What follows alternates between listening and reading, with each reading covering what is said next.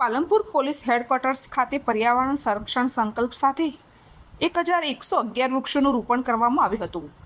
આ પ્રસંગે મોટી સંખ્યામાં અધિકારીઓ, કર્મચારીઓ અને નાગરિકો ઉપસ્થિત રહ્યા હતા।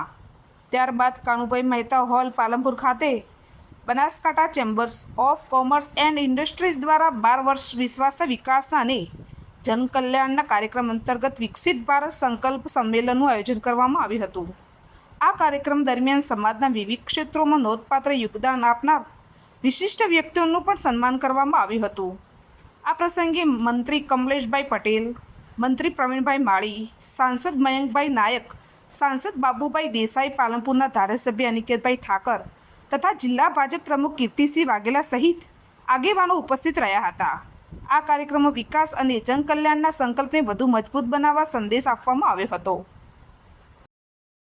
12 વર્ષ મોદી સાહેબના સુશાસનના, વિશ્વાસના, વિકાસના, જનકલ્યાણના અને પ્રજાલક્ષી અનેક કાર્યક્રમો જ્યારે થઈ રહ્યા છે ત્યારે આજરોજ બનાસકાંઠા ચેમ્બર ઓફ કોમર્સ દ્વારા આયોજિત જનકલ્યાણ સંમેલનમાં બનાસકાંઠા મુકામે ઉપસ્થિત રહેવાનો અવસર પ્રાપ્ત થયો।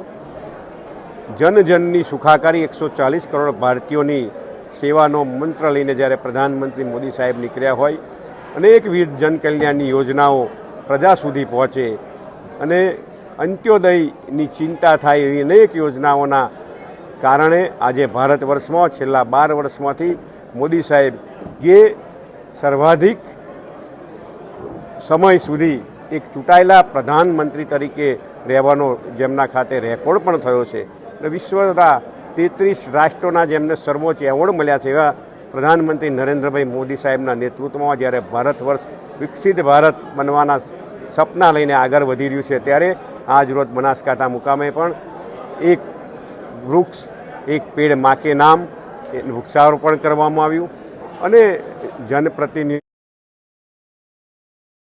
અને આ સંમેલનમાં ઉપસ્થિત રહેવાના અવસરે અનેકવિધ સરકારની અનેક યોજનાઓનો લાભ પ્રજા સુધી પહોંચે એની ચિંતા થઈ। અસ્તુ ભારત માતા, વંદે માતરમ, જય જય ગરવી।